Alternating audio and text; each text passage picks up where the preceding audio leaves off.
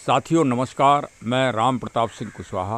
आप देख रहे हैं आज का विचार और आज का मंथन। चैनल है ज्ञान एंड नॉलेज। आज का बड़ा ही बहुत ही राष्ट्रीय स्तर का समाचार है कि आज केरल के राज्यपाल महोदय श्री आरिफ मोहम्मद साहब वहाँ से स्थानांतरित होकर और बड़े पुराने प्रांत बिहार के गवर्नर बना दिए गए हैं, राज्यपाल। तो भाई ये बड़ी खुशी की बात है कि अब वो केरल से बिहार आ गए। केरल भी ज्ञान के मामले में आधुनिक काल में नंबर 1 साक्षरता से, और बिहार का तो इतिहास आप समझते ही हैं कि नालंदा ने दुनिया को ज्ञान दिया है। ये वही पावन भूमि है। और उन्होंने आज एक मिथक भी तोड़ दिया।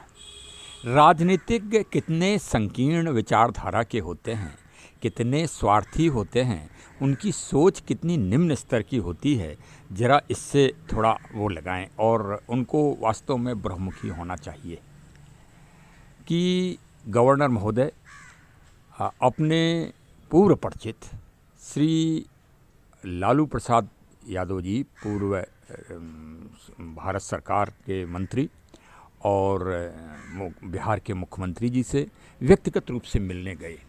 तो पूरा पत्रकार समूह और पूरे विपक्ष की राजनीतिक लोग लग गए उनसे प्रश्न करने कि अरे साहब, आप माननीय श्री लालू जी के पास क्यों मिलने गए, बताइए। और उसका उन्होंने बहुत ही सटीक और बहुत ही लाजवाब उत्तर दिया, सबको निरुत्तर कर दिया। वास्तव में श्री आरिफ मोहम्मद साहब गवर्नर महोदय को मैं व्यक्तिगत रूप से सुनता हूँ। मैं अभी यद्यपि व्यक्तिगत रूप से मिला तो नहीं हूँ, मिलने का प्रयास है। और मैं अपने चैनल के द्वारा एक भाई 2025 में कुछ नया सकारात्मक संदेश देना चाहिए। तो मेरा संदेश ये है कि वो एक दिन भारत के प्रथम नागरिक बनेंगे, ये भविष्यवाणी है। हाँ, उनके ऊपर श्री मद्भागवत गीता जी के नायक भगवान श्री कृष्ण जी की सीधी दृष्टि है।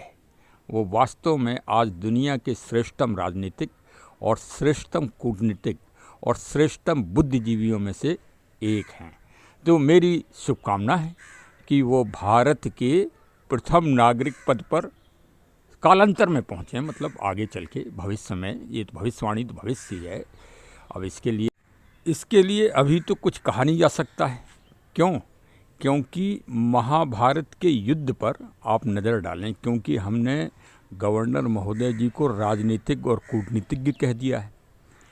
तो निसंदेह महाभारत के युद्ध में जो सबसे बड़े रण कौशल और सबसे बड़ा विजेता सिद्ध हुए वो अर्जुन हुए। तो अर्जुन ने किनका कहना माना, कभी इस पे विचार किया है? और क्या सिर्फ अर्जुन धनुषधारी थे कि कूटनीतिज्ञ भी थे?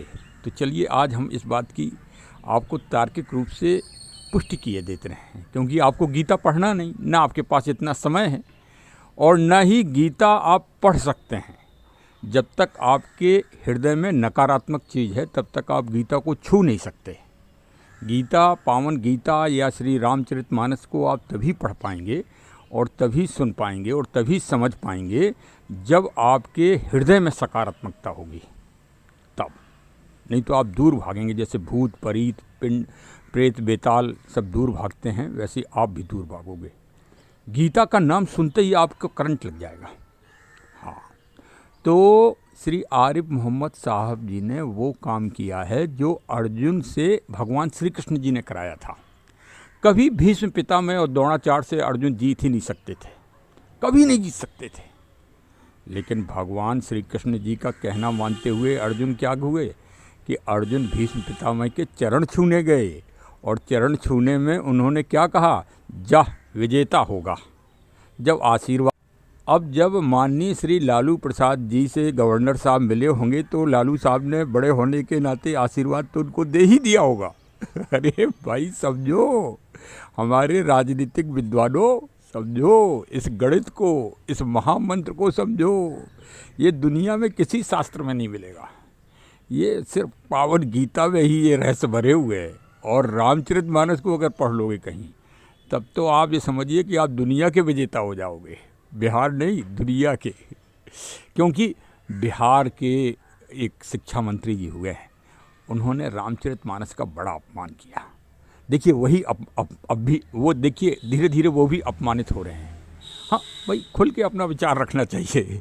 देखिए अपमानित हो रहे हैं कि नहीं हो रहे हैं। अच्छी खासी सत्ता चल रही थी, सत्ता के नशे में चूर थे, उन्हें और कोई मिला ही नहीं, उन्हें सीधे सीधे रामचरितमानस और राम जी ही मिल गए। राम जी बड़े सरल है, बहुत सरल है। हनुमान जी के विरुद्ध कभी मत बोलना, कोई भी टिप्पणी मत करना, लेकिन राम जी के खिलाफ करते रहो। वो तो इतने सरल हैं, इसीलिए तो उनका नाम रामलला है। और रामलला जी का जो विराजमान दिवस है ना, वो तिथि के अनुसार हो रहा है। हाँ, तो धोखे मत रहिएगा कि 22 तारीख की आप 22 जनवरी की तैयारी करें।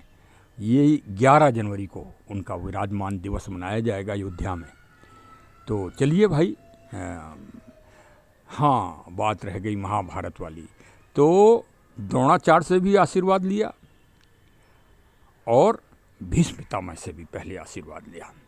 तो देखिएगा, अभी तो श्री लालू जी के पास गए हैं गवर्नर साहब, अभी आजकल परसों में वो और एक किसी विपक्षी नेताजी के पास जाएंगे ही, और यही उनकी यात्रा होगी भारत के प्रथम नागरिक के पद पर पहुंचने की। चलिए साहब, हमारे चैनल को देखते रहिए, सब्सक्राइब करिए और इसी तरह से नए नए तथ्यों को, साम्यक घटनाओं को सुनिए।